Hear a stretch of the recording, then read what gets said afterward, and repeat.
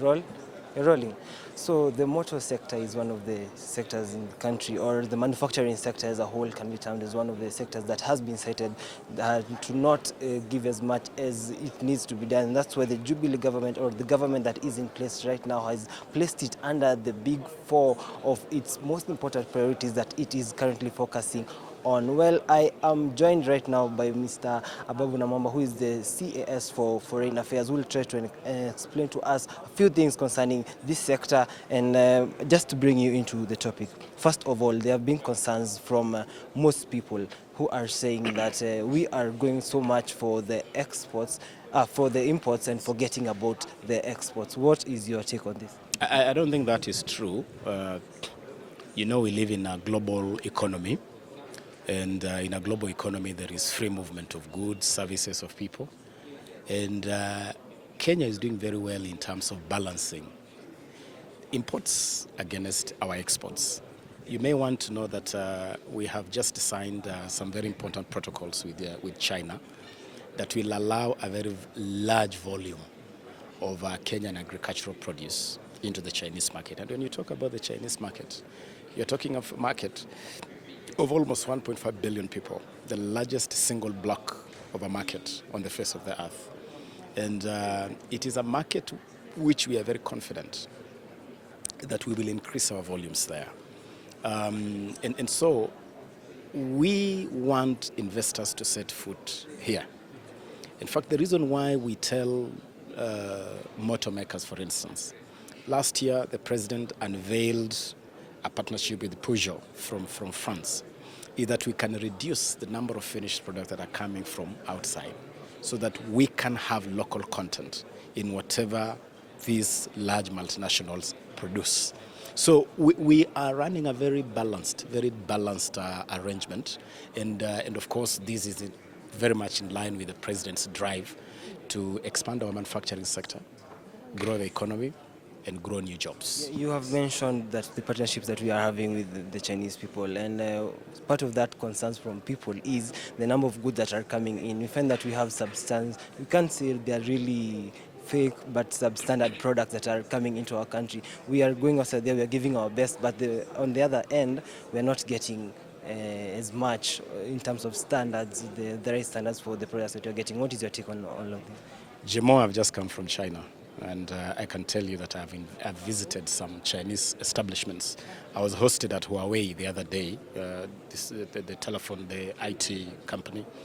I visited Guangzhou, where there's a lot of production going on, places like Foshan, and I can tell you that the Chinese industrial setup is right at the top of the pile in terms of quality. Let us not blame Chinese industry for unscrupulous business people who go collecting substandard produce from all over the place and dump them into this Kenyan market. I have no doubt that the quality of Chinese products is top range. What we need to ensure that we do not allow any substandard products from any part of the world to enter this market. But otherwise, I have no doubt that products from Kenya to China and from China to Kenya meet the highest possible standards. That's why before we started exporting our agricultural produce to China, we had to sign the sanitary and phytosanitary protocols.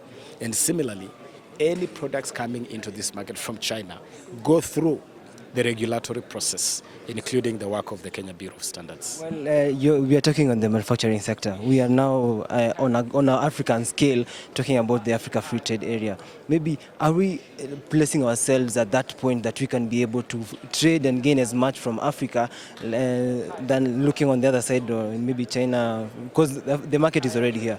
China, we can see that they have been able to advance in most of the things they're doing, and most African countries are not as well off. That's why we can be able to explore. Are we placing ourselves at that point that we can be able to tap into this market?